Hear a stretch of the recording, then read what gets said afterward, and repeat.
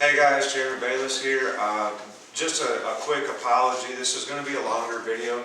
That's not something we normally do, but we wanted to give this, it's more of a project video and an instructional and how-to video for a lot of our installer friends around the world. We're doing some training. I've got 2 scheduled dates right now.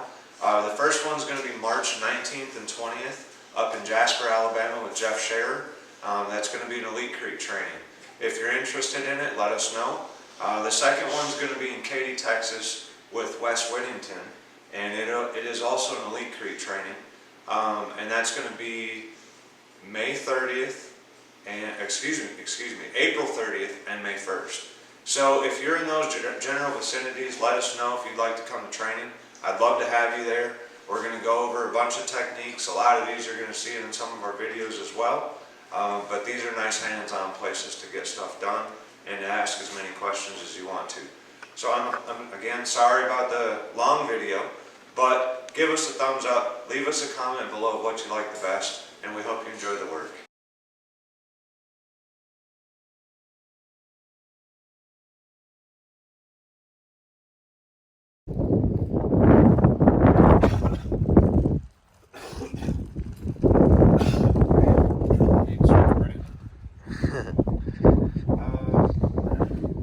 So we're doing a project for old friend Daniel Herring. I did a house for them before. I bought a truck from years ago, and he wanted us to do their whole floor. Oh shit! It's the tab.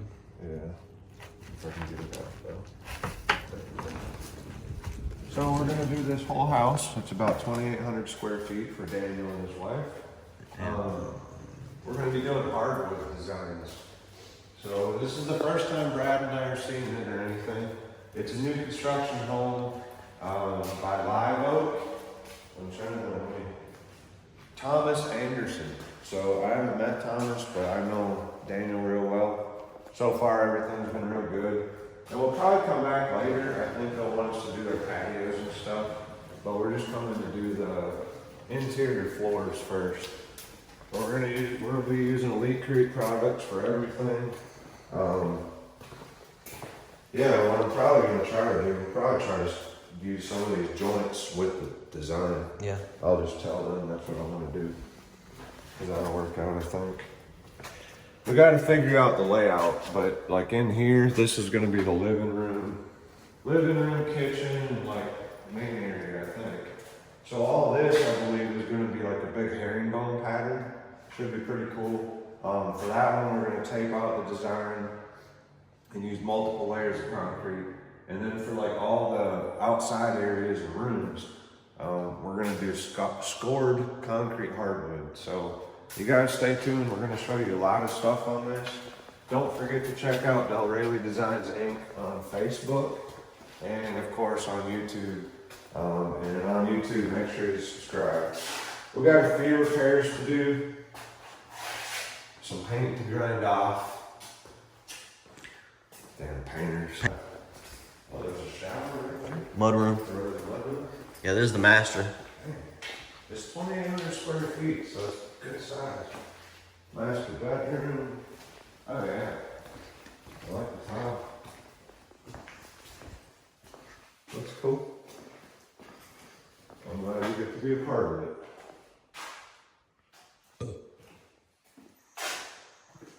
Nice house. Good job. Yeah, here we'll have a couple cracks to fix, but the joints I'm gonna leave, I think. Alright guys, so this is spalling right here. It's where like chunks come out of your concrete. More than likely something was just dropped really hard on that. That's normal. So here's the advantage of Elite CRETE concrete versus what we do here. Once I'm finished, if you drop something on your floor, it's not going to ever do that again. It won't break or chip, it will dent it. We're going to grind the entire surface. We're going to be filling all of the joints. I'm probably going to end up filling up the joints. We're on an interior, so they may crack, okay? And I've already previously explained this to my homeowners. Anybody who tells you different, let me tell you right now, I've been doing this a long time. If they tell you cracks won't come back, they're lying. It's only a matter of time. There are some jobs where the cracks don't come back, but don't believe all the systems you see out there, because I've tried just about all of them. And so far, given the right amount of time or conditions, the cracks come back. As I tell my guys, I like to wing it a lot. That's just the artist in me. So we got another crack here we gotta fix. The cracks themselves aren't too bad. I just gotta make a decision on the joints. And I think we're probably gonna get rid of the joints, because like in here, this is a herringbone pattern. So if I have a really nice herringbone pattern and then a crack going all the way through it, it's gonna look crazy. So what we'll do is we'll clean these out, fill them with epoxy and quartz, grind them flush, and then we'll resurface the entire area. We're just getting going on our project out in Florida, so we could get staged and ready and know what we have to still bring out here. And then we're gonna be going full bore come Monday. So stay tuned, guys. We have a lot going on as always. Thanks to everybody that you don't see, Brad behind the camera, Evan and Bree, Chip, and of course my partner Julian. Have a good day, guys. We'll see you soon. Repairs, Brad's making up a mix for us.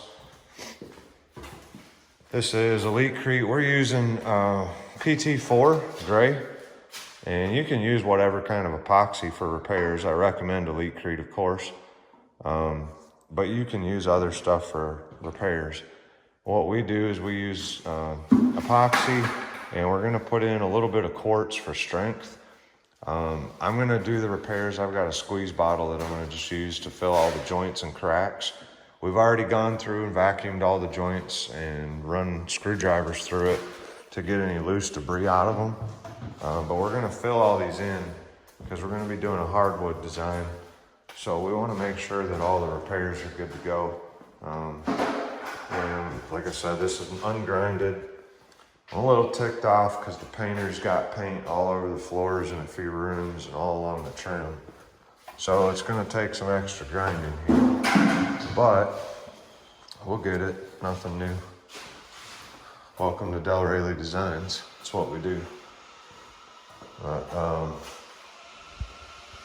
yeah, gonna go back out here. Brad's mixing for any of you that are trying to learn stuff.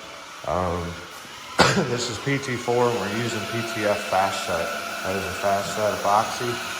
It's gonna be hard and ready to grind in about 3 or 4 hours, but I don't know that we're gonna get that today because we gotta go get some other stuff in order to run all this grinding equipment, and it's an hour drive from our shop, so we'll see what happens, but we're getting as much done as we can today, and then we'll be full bore grinding for sure tomorrow. We may try to get the grinder at least going, but what happens is I keep pulling too much power and it's shutting my generator off. So we're gonna have to get the big boy in order to run all this monster equipment. This is only part of it. We have a really big machine as well, but I don't really pull that thing out unless it's like, I don't know, about 3,500 square feet or better.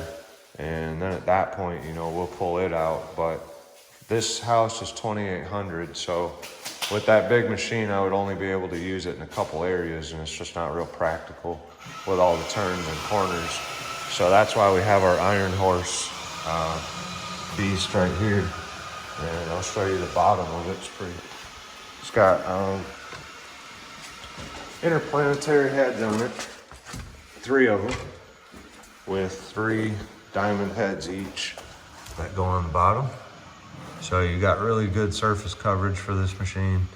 And it honestly, it is an iron horse for real. It is a horse. 600-pound machine, so you good to go? Yep. All right, so we've been mixed up about 24 ounces. I gotta put this down pretty quickly because it starts getting hot and cooking in the bucket as soon as it goes. But I'll show you kind of what we're gonna do. I just like this because this is a clean way to do it. I'm not really planning to overfill these cracks too much, like especially on this initial. I'm just gonna go get them filling. And I usually do that in a couple steps in case there's cracks where it's running through. I don't wanna just waste a bunch of epoxy. So all I do is start filling all these joints.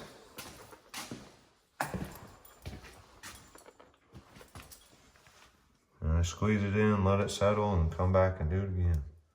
So I'm not making too much of a mess. The less grinding I gotta do on these repairs, the better, in my opinion.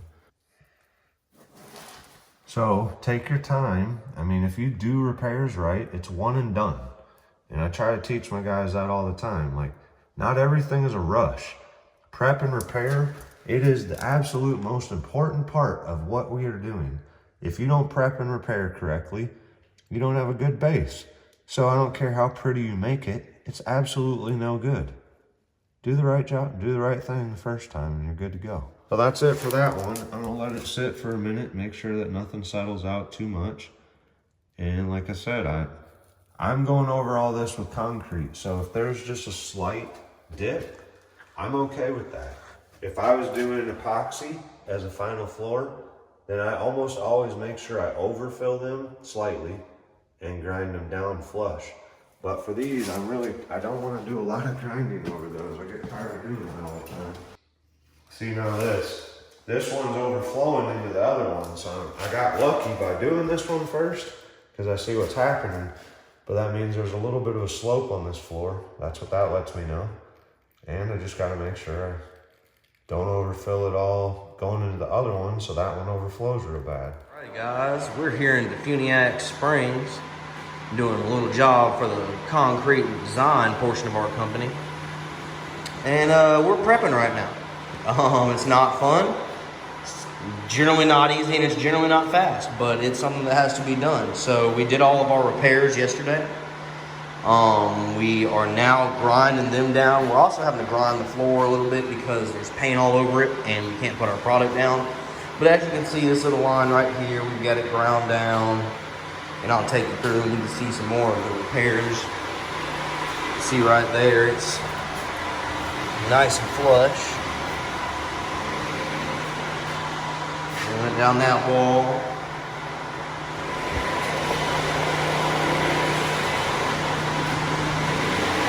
Let's see what Jude's doing.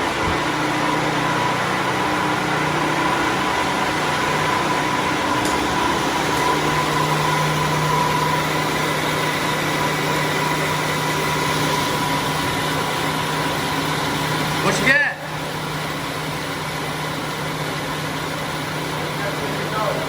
Huh?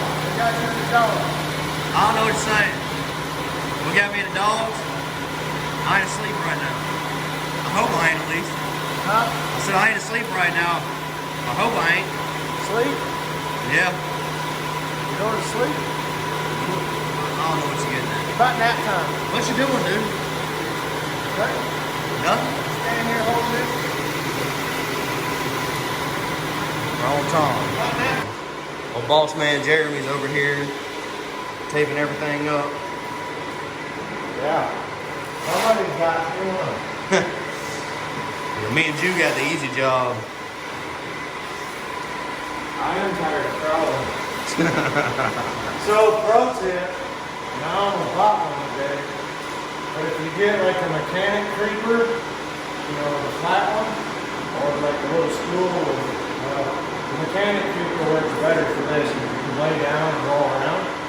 I used to do that a lot. Now I almost went and bought one today, but we're out in the middle of nowhere. So, I'm doing it the hard way, but I'm almost done. I get to leave anyway. I gotta go have my crap-ass Verizon phone fixed. But, yeah, this is what we were talking about yesterday. You know, today we're getting everything ready. Brad's been going around and grinding down all the repairs. You see here we have one that's dropped down. So once we get all the repairs done today and grinded, we'll fill this back up and grind it flush first thing in the morning. And then that's gonna be it. Once we get everything grinded, we'll start resurfacing everything with the Crete thin finish. We're gonna make a hardwood design. So just stay tuned, we're gonna show you enough. You'll see what we're doing. All right, now you can ask me what got me into dogs. You mentioned dogs, right? Couple pulls, couple tears. Oh, what? Couple pulls, couple tears. Couple pulls, couple tears. Yeah. That's what got you into dogs. Don't always work out the way you want it What to. are you pulling and tearing? I said couple pulls and couple tears. That would make no sense. That's the one. Okay, we got some concrete. Well, that's a long, really dumb story. I got ripped off. So I made the best of it and kept going. Yeah. That's what it boils down to. And explain to us what you're doing, Jeremy, because right now it just looks like the whole floor's got water on it. Alright, so we're using the CRETE fit and finish. Already you guys have seen this ground floor. We did all the repairs, obviously. Now we're using the CRETE fit and finish color to a dark chocolate brown. I use chocolate and black to make it. We're skin coating the entire floor. Excuse me. That helps me with design, or it helps me with repairs rather. And like in here, we're going to be doing a herringbone pattern. So I'm going to run 2 coats of this brown so that when we tape out the design and we pull tape, if it happens to pull a little bit of the concrete that's on the floor, there's a whole other layer underneath and you don't lose your color. I did it in all the other rooms as well, but those are going to be a different type of hardwood design. So in there I just used it as a base color because like when I pull my concrete thin, sometimes, or when I trowel it, sometimes I get areas that are a little thin. So what's going to happen is then this color is going to shadow through it and make a whole other element to the project. So I mean, colors, you know, they all come into play. This though is just a nice easy coat, nothing crazy. I'm just using a magic trowel, is what it's called. You can get them at Lowe's, Home Depot, Sherman, stuff like that. They work real good. That's about it for it. And I'm spraying the floor with holy water to bless this house. Yeah, we went around and went ahead and put Bible verses on the ground, and then we're spraying it down with holy water, directly from Israel. I can't even hold a serious face for that. Directly from Israel.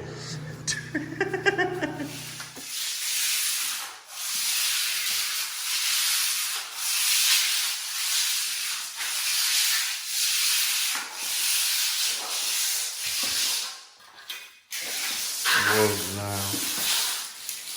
How's that, please?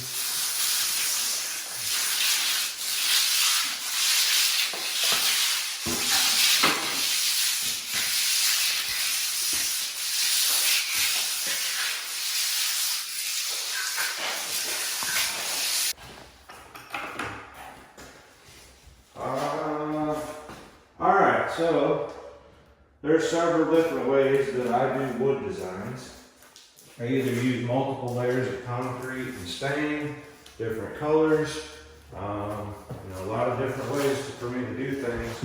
On this one, I wanted to do something I've done before. It's been a while, but what I'm doing is I'm using a desert beige color, which is this, made by CRETE, and then in here I have a mixture of chocolate, colorant, and water. And what I'm doing is I'm going through, and that's how I'm achieving the streaking and the color that you see. This wood design, you could go over the top of tape if that's the way you're doing it. This one we're going to be scoring it. So, yeah, stay tuned. There's a lot to go. You have, you know, Brad's going to show you some stuff along the way on what we're doing.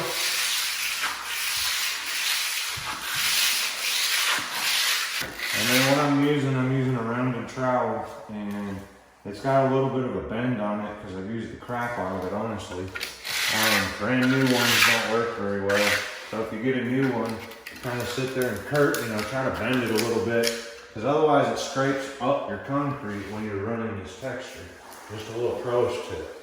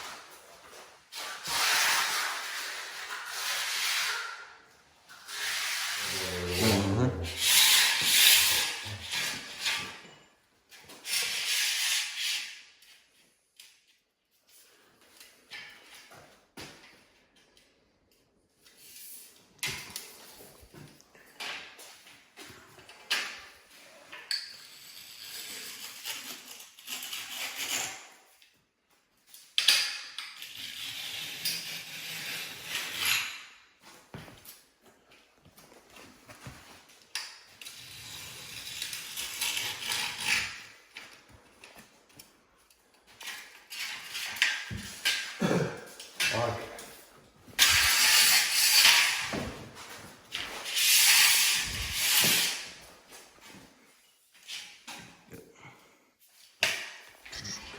So, what we did here, we're scoring right now. We had scoring tools. We started with this, and we hated for real how it was working. So I ran the lows real quick, and I got actually just punches, and it's working great. It's a nice width, a little wider than that. So it's making a real good line. And then I got a saw, like a skill saw, just straight edge. And so what we did is we laid out 2 tape measures, we made our marks on the floor, and this is a random pattern, so we're keeping the planks between 5 and 10 inches, and we're just simply scoring it. Then we're going to come back, like on each plank, and I'm going to go ahead and do one so you can see it.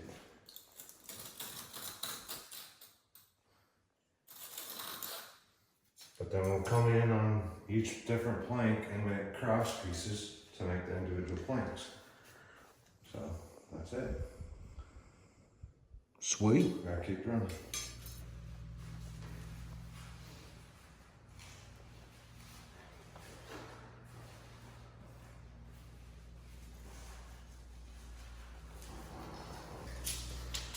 All right, so welcome to my herringbone wood design. I've never in my life done this before, so it was kind of tricky. There were a few ways I knew we could do it, but I chose to run a grid. So my planks are 9 inches by a little over 6 foot, okay? But we laid out the entire floor on a grid. Each box is 9 inches by 9 inches. And all I'm doing is walking around and picking down tapes in some spots. But we use a threaded design tape to lay out the grid. And we're going to show you a little bit of how I remove. It sucks. I mean, it's straight up cutting lines and over and over and over and over to reveal the pattern that I'm trying to do. This is a one of a kind. There's no other one in the world like this or going to be like this. You know, it's all hand done, hand designed, created from colored concrete and stain. You cannot buy this in stores. So, you know, we don't offer cheap work, but we offer quality one of a kind work. And this is actually the second home I've done for this family because they loved what we did so many years ago for them, and it held up incredibly over time. They called me back. Now, all right, so for my size, I gotta cut out 7. And I'm on the run now where it's difficult. I have to cut out each individual single line. Once I turn, it's gonna get easier because I'd be able to remove an entire line at one time. So one part sucks, which is what I'm on, the other part's easy. So we'll show you a little bit of this when I get this line done. Maybe then we can show you the easy part so you see what I'm talking about. All right, so I got to remove 7 lines. 1, 2, 3, 4, 5, 6, 7 to make 6 foot, okay? That was the easiest way I figured out yesterday. I usually just start somewhere in the middle and start cutting and removing. I highly recommend you just put your knife there and pull it. It's way quicker.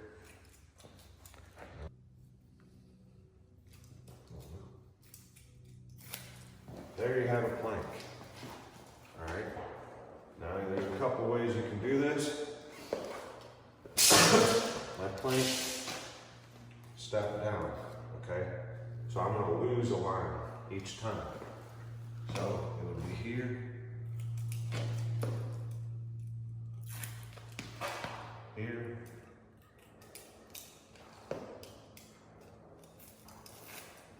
and what I do a lot of is I'll sit and work like 3 boards at a time.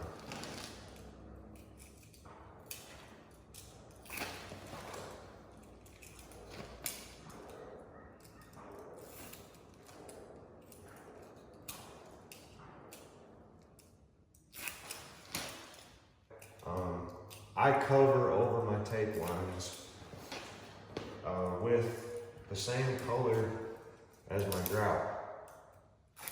And the reason for that is if you don't, and you go to trowel in your concrete, a little bit of it will bleed under these lines. And it looks really terrible if you have, like, say, white concrete bleed under your tape on your what's supposed to be a brown line. It just doesn't look good. So I do a lot of extra steps in my process.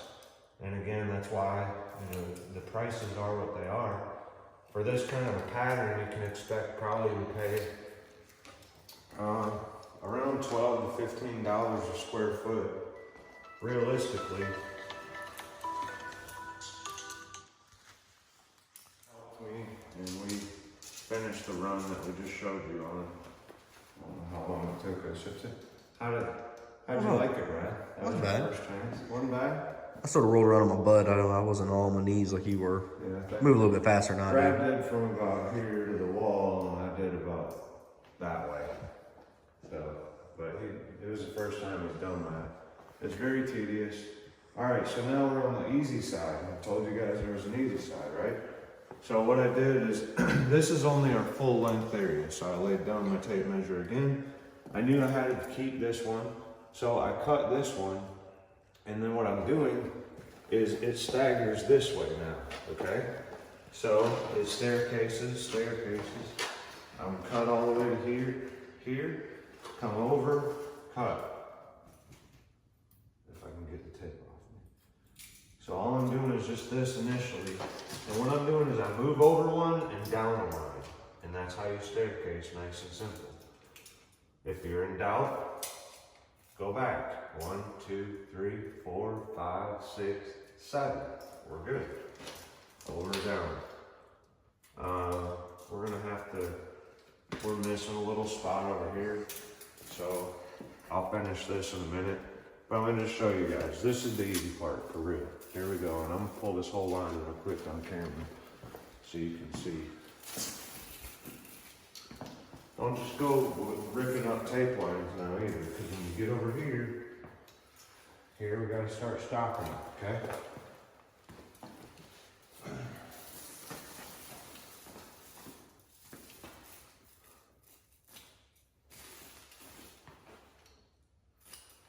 And I'm stopping it on my staircase.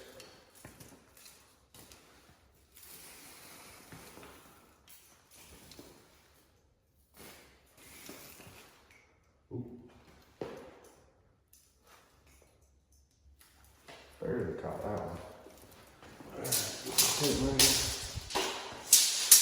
We don't have to trim any of these because we know that they're full lengths. At least we think we do. Yeah, they are. Second guess every once in a while.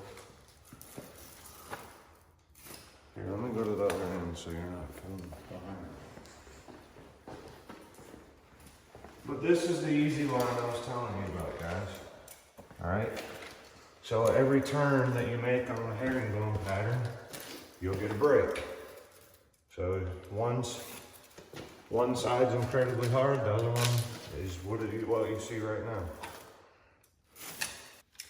I always recommend, if you're able to, have an assistant with you on these kind of projects. Makes it a little quicker. I have, Brad's behind the camera at the moment, but he's helping when he's not filming. And then a business partner and kennel partner, Julian, he was here all week, but he has his twins this morning. So we're doing what we can do to finish up for the day and the week, and we'll be back here Monday. We had to order a special saw from US Saws to finish scoring the other concrete, because we were gonna originally score it all by hand. And one of the things that matters in concrete design are windows. And unfortunately, I missed my window because we had so much to do that we weren't able to get it all carved. So we're gonna do it with a saw instead. But it requires, well, it doesn't require, but I don't wanna freehand it. So I bought a cart saw from US Saws. I think it was about 700 bucks and like 210, and they gave me a little discount, so about 850 to get the saw and get it shipped here. And FedEx just called us, so it's at our business. So we'll have it for first thing Monday. And that way we can finish scoring all the other hardwood design that we've got in the other rooms. Because that was a different process than the taped out design. They both look nice. You know, they have little different styles and you're able to do some different things on a tape design versus a scored design. So like I said, that was the easy side. Now what we gotta do is just finish up this little bit right here and we're ready for concrete. Stay tuned. Well, right now we're getting ready to cover our grout lines with the same color as what we used for the grout. And I've decided that we're just going to brush it on. There's a few options, and I'll go over that with you when we're doing it. But right now I'm just going over all, making sure all the lines are stuck down real good so that they don't pull while we're doing this. Part of the reason that we're going to put the grout on there is to lock everything down so that when we trowel, it doesn't pull off or move. Or if it's popped up a little bit, you get concrete underneath it. So that's why we're just coming through, making sure it's all stuck down. Just using an 18-inch roller, epoxy glide, roller cover on it. I mean, honestly, any roller cover would be sufficient. A little less thickness nap would be better because you're going to get more pressure on it. So this is like an 1/8 inch nap. Probably really ideal for this kind of thing. And I mean, you can use a 9-inch roller. You don't have to use it at 18. Or you can walk around and step on all the lines or do whatever you need to do. I just find this to be a little quicker. There's nothing fast about what we do, so when I'm able to speed things up, I really try. This is all looking pretty good. I think we're good to go. Brad had already rolled the other half. So we're gonna mix up grout and we'll show you the next step. You done made a mess, ain't you? Huh? You done made a mess. That's what this is. Yeah. Long time, as someone said. On time.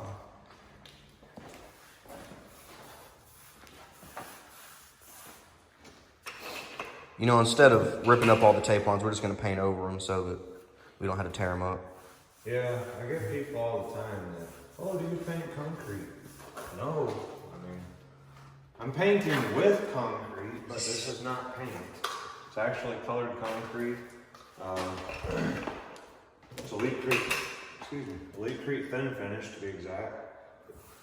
And we color it however we want to.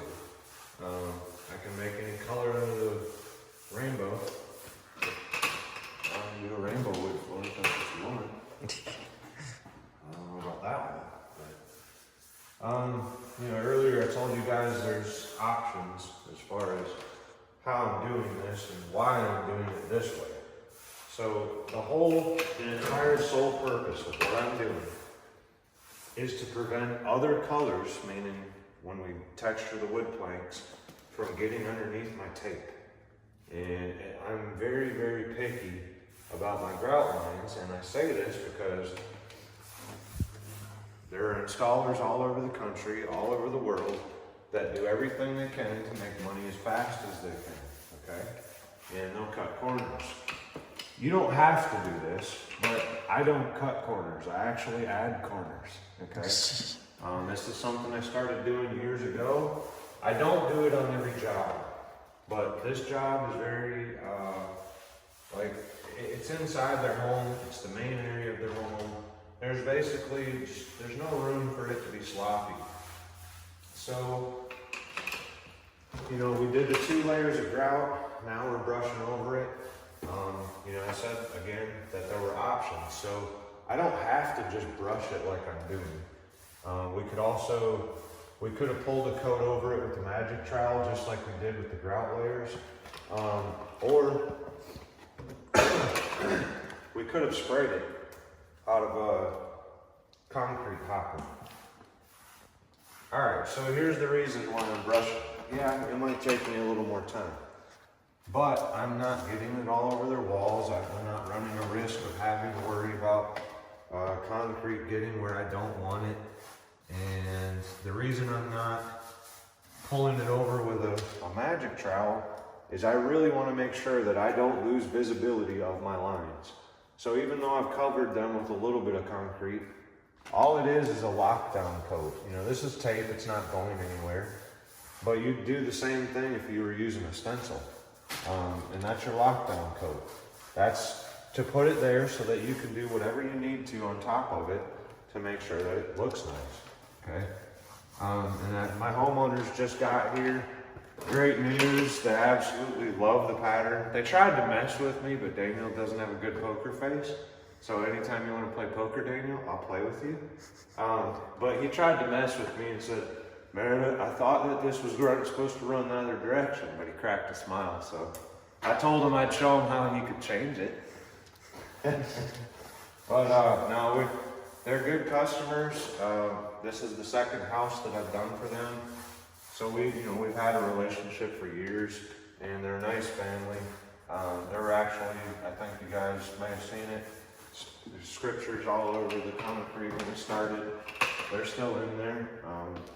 Very God-loving family, and I love God too, so it fits for me. I think that's about, is there anything else I had to go over for this, Brad? Think of? Huh? Not that I could think of. Yeah, so what I explained to them, I just remembered where I was going. Everything that we're doing right now, everything we've done all the repairs, 2 layers of this, laid all the tape, now we're doing this. All of that work that we did is so that these tiny little lines are nice and clean and one consistent color. All of this work.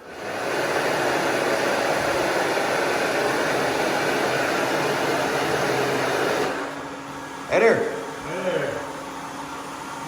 Alright, so we missed a window. We can't hand store this. So, we got this saw from US Saws, and we're running all our planks. We set it to a depth where it scores. It's got a nice little cart, so all you need is a straight edge, make your marks, and run them out.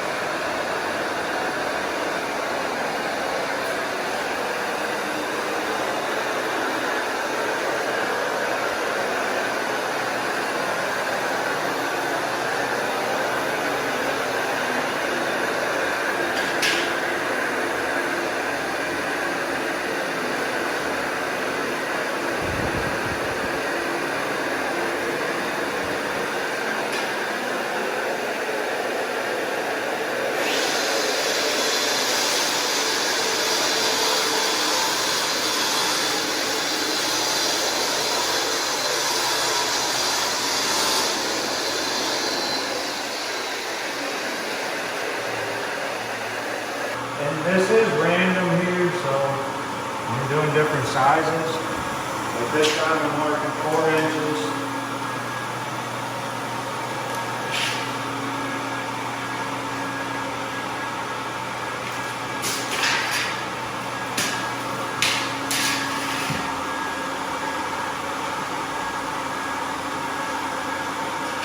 Keep losing the marks. The biggest thing is make sure that this parallels your last line.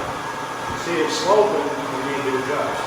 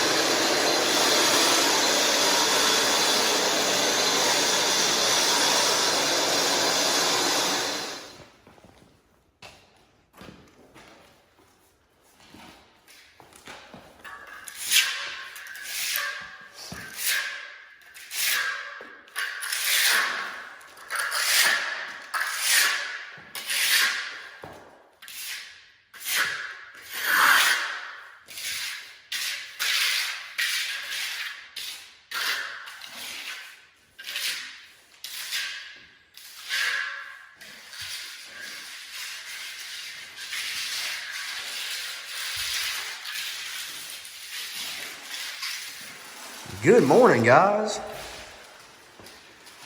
least that's what it is. I think it's morning, something like that. Yeah. Freezing. So this has been a tricky job now because we don't have power, we don't have heat, air conditioning, like nothing. So honestly, it's probably 50 degrees tops in here right now. It's kind of chilly. We just put this down to protect what we had over there. I'm gonna start pulling design. I mean, you can pull wherever. I did want to tell you guys a couple tips. All right, as I'm pulling the tape, I'm pulling back and up, okay? What that does, and it's gonna sling chips all over, so, you know, if you're with somebody, make sure they're out of the way. It is a risk to your eyes, okay? If you're standing back, it's not gonna hit you. If you pull tape this way, and this is only 1/4 inch tape, so it's not thick, but if you pull it like this, it might pull, but I guarantee you, you're gonna cut your tape. This is threaded tape. It's very strong, but you can see I can still break it. The thicker stuff, like the 1/2 inch tape, it's incredibly hard to break. But if you put that little back pressure on and that didn't break, that was the end of the line. So don't judge me. But yeah, I mean, that's the best thing I can tell you for that. I'm gonna find a razor knife somewhere around here just so it helps me out in case I have to dig a couple pieces out like this. See, we had to use a couple pieces to make it. The design is tricky, it interlocks, but there's still a lot of planks here. So we gotta make sure we get it. Now the cool part is, you see when I pulled this one, this popped up. So if you continue on what you can get, that always is a good thing, because you know where the boards are gonna be. We have it right here. Oh, pop it back. Dang. 101 day I have a tool I need. Well, all right, guys, we're gonna get to pulling tape, and we'll follow up after we get it all pulled out. Yeah, it'll be good to see. I pulled all the tape up, and I kind of got a problem. I mean, I got to grind all this off and start over. Like, it just, huh? Huh? Grind all what off? The herringbone design, it doesn't look good. Jeremy, you're not a good poker player. I can hear you smiling. I wasn't smiling, but I am now. No, it looks good. You know, keep in mind too, and that's fine. What I'll do is I'll antique it with chocolate, and that's gonna deepen everything. I don't wanna go too far though, because you have a lot of good color here, and it is gonna get a good bit darker when it's sealed. So we gotta keep that in mind too. But no, the design looks good. We just got it all pulled, and now we're going through and making sure that all the little pieces of tape are up. And then we're gonna clean up, and we're ready for stain. So I just wanted to make sure you were good with me running a coat of stain on it before. Yeah, and that's the thing we were talking about. We're like, you know, we definitely want it darker, but it's going to be unfortunate because we don't. This ours? Mm-hmm. Okay.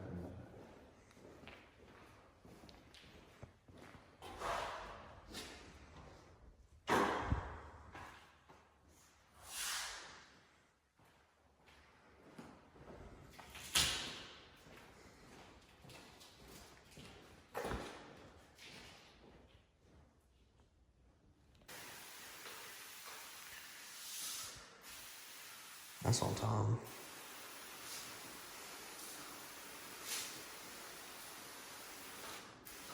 Right now it's just an antiquing coat of chocolate. And what that's going to do, obviously it's giving the wood some more color. They wanted it slightly deeper, but it's also going to make it look a little more realistic. You can't see what it does so much when it's wet, but as it dries, it models and settles in the lower parts. It looks really nice. So all the color that we put in the planks before is going to look different, but it's going to pop in its own way. That's what I like about this stain. And it's pretty user friendly, much more so than like acid stains. want to do here is a nice even wet coat, not like soaking wet, but I don't want anything missed. I spray the direction of the planks always when I'm doing planks. I don't use a circular motion because that'll leave patterns. So if I hit something a little too light or a little too heavy, as long as I'm going in the direction of the planks, you're not going to notice it. Not nearly like you would if I was going the other way.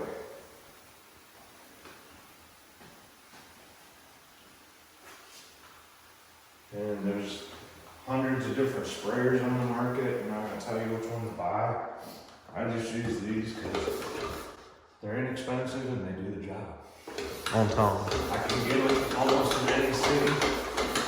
Alrighty guys, we are in the finishing stages of this job. We put the epoxy on the floor yesterday, and as you can see, it's super shiny, super glossy, looks great. We're excited. We're putting the AUSV top coat of urethane on right now, just as our final coat, and we will be packing up and getting out of here. So guys, stay tuned. I'll take you around and let you see some of this stuff.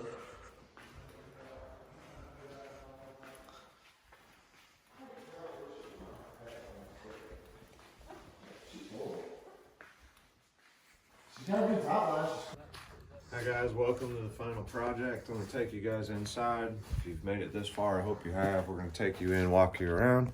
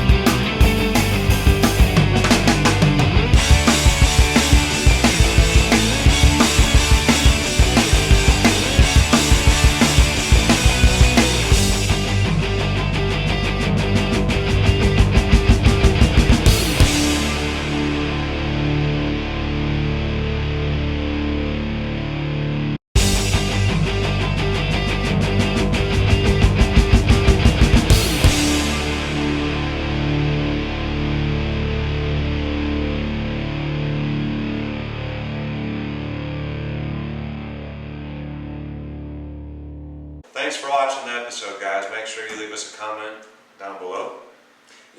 Don't forget to like, subscribe, and share.